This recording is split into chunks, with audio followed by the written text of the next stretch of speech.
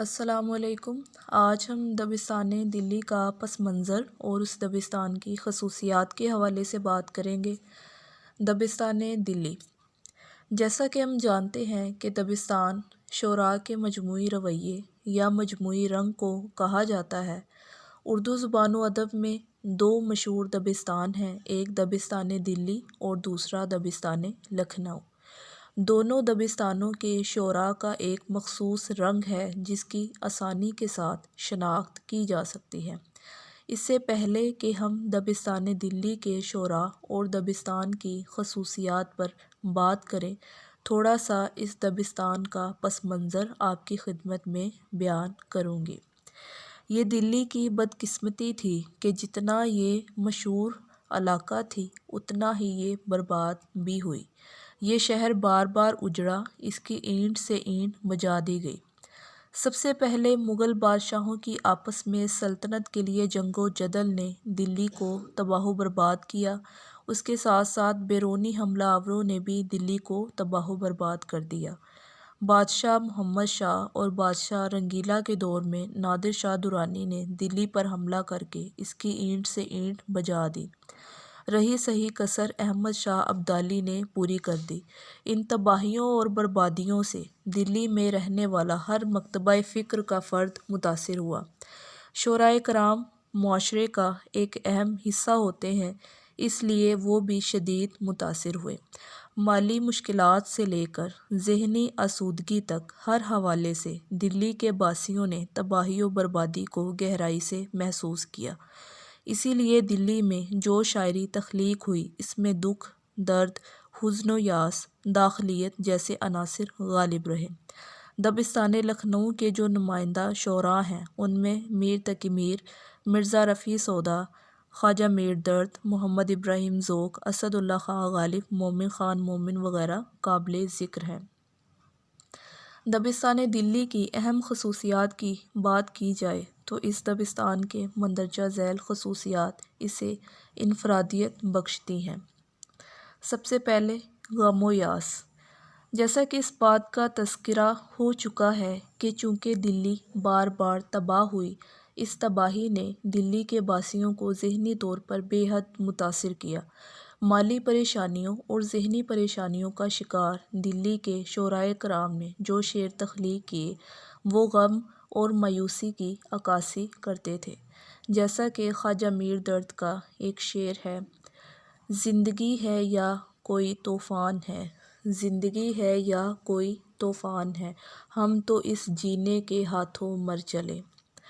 زبان میں فارسیت، دبستان دلی کی ایک خصوصیت فارسی زبان کی غالبیت بھی ہے۔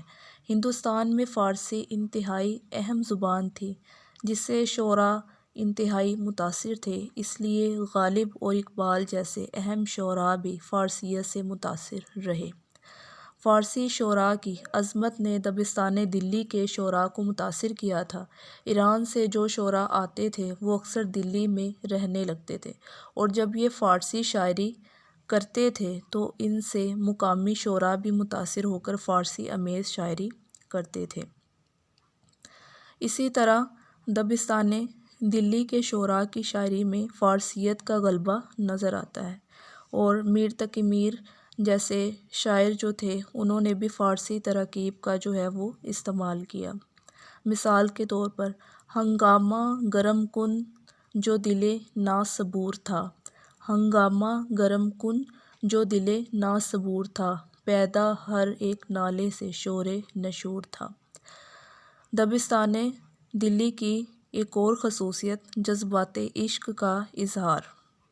دبستان دلی کے شعراء نے عشقیہ جذبات و احساسات کا اظہار بھی نسبتاً زیادہ کیا ہے۔ کچھ شعراء عشق مجازی سے آگے نہ بڑھے، جبکہ کچھ شعراء عشق مجازی سے ہوتے ہوئے عشق حقیقی میں داخل ہوئے۔ عشقیہ جذبات کے اظہار سے ان کی شاعری میں سوز و گداز پایا جاتا ہے۔ مثال کے طور پر: قاصد نہیں یہ کام تیرا اپنی راہ لے، قاصد نہیں یہ کام تیرا اپنی راہ لے، اس کا پیام دل کے سوا کون لا سکے۔ رمز و حمایت، دبستان دلی کے شعراء کی شاعری میں رمزیت و عامیت بھی موجود ہے، یعنی وہ کھل کر اپنے خیالات کا اظہار کرنے کے بجائے اشاروں کنایوں سے زیادہ کام لیتے ہیں۔ مثال کے طور پر وہ بادہ و شبانہ کی سرمستیاں کہاں، وہ بادہ و شبانہ کی سرمستیاں کہاں، اٹھیں بس اب کہ لذت خواب سحر گئی۔ داخلیت، اپنے اندرونی احساسات کے اظہار کو داخلیت کہا جاتا ہے۔ دبستان دلی کے شعراء خارجیت کی بجائے داخلیت پر زیادہ زور دیتے ہیں۔ اکثر دیکھنے میں آیا ہے کہ یہ شعراء خارجیت سے زیادہ سروکار نہیں رکھتے تھے بلکہ داخلیت سے بھرپور شاعری کرتے تھے۔ مثال کے طور پر ہم طورِ عشق سے تو واقف نہیں ہیں لیکن، ہم طورِ عشق سے تو واقف نہیں ہیں لیکن، سینے میں جیسے کوئی دل کو ملا کرے ہے۔ اور اسی طرح واقعیت اور صداقت، جب شاعری درد و غم سے بھری ہو، جس میں داخلیت ہو، تصوف ہو، پھر اس میں تصنع نہیں رہتا۔ اسی لیے دبستان دلی کی شاعری میں بناوٹ، دکھاوا اور مبالغہ آرائی نہیں ہے، بلکہ ان شعراء کے اشعار میں واقعیت اور صداقت موجود ہے۔ میر تقی میر کا شعر ملاحظہ کریں: دل وہ نگر نہیں کہ پھر آباد ہو سکے، دل وہ نگر نہیں کہ پھر آباد ہو سکے، پچھتاؤ گے سنو ہو یہ بستی اجاڑ کے۔ اختصار: دبستان دلی کی ایک اور خصوصیت اختصار ہے۔ اس دبستان کے شعراء اپنے اندرونی کیفیات اور احساسات کو اختصار کے ساتھ پیش کرنے کے عادی تھے۔ ایک مثال: دلی کے جو کوچے تھے اور آ کے مصور تھے، دلی کے جو کوچے تھے اور آ کے مصور تھے، جو شکل نظر آئی تصویر نظر آئی۔ اس شعر میں میر نے بہت اختصار کے ساتھ دلی کی تباہی و بربادی کے واقعہ کا تذکرہ کیا ہے۔ تو سامعین، امید ہے کہ آج کی ویڈیو آپ کو پسند آئی ہوگی۔ مزید ویڈیوز کے لیے میرا چینل سبسکرائب کریں، ویڈیوز کو لائک اور شیئر کریں۔ ملتے ہیں اگلی ویڈیو میں۔ اللہ حافظ۔